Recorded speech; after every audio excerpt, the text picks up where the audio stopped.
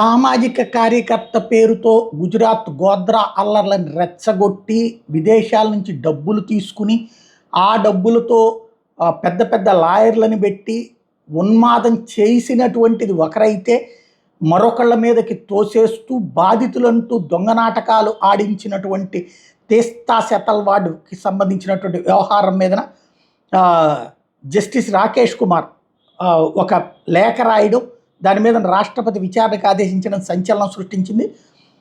తప్పుడు సామాజిక కార్యకర్తను తీస్తా సెతల్వాడికి బెయిల్ రావడంలో మాజీ సీజే జస్టిస్ చంద్రచూడ్ పక్షపాతం చూపారని ఆరోపిస్తూ ఎవరో రాష్ట్రపతికి లేఖ రాశారు జస్టిస్ రాకేష్ కుమార్.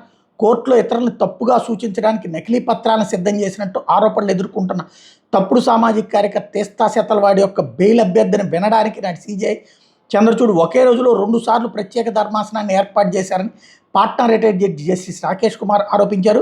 ఈ విషయం మొదట బెంచ్ ముందుకు వచ్చినప్పుడు బెయిల్ మంజూరు చేయాలా వద్దా అనే దాని మీద న్యాయమూర్తులు అంగీకరించలేదని ఆయన పేర్కొన్నారు. ఏమీ తేల్చుకోలేని పరిస్థితుల్లో ఈ కేసును చీఫ్ జస్టిస్కి తిరిగి పంపించారు.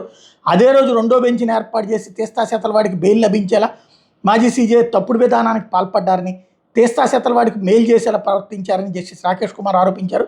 పైగా ఆ సంఘటన జరిగిన 1 జూలై 2023 రోజు సుప్రీంకోర్టు సెలవులో ఉన్నప్పుడు కూడా బెయిల్ మంజూరు ఆగుమేఘాల మీద మంజూరు చేశారంటూ రాష్ట్రపతికి లేఖ రాశారు. ఈ విషయానికి సంబంధించి ఇప్పుడు మెన్షన్ చేయడంతో రాష్ట్రపతి ఈ విషయం మీద విచారణకు ఆదేశించారు అన్నటువంటిది కీలకమైనటువంటి అంశం.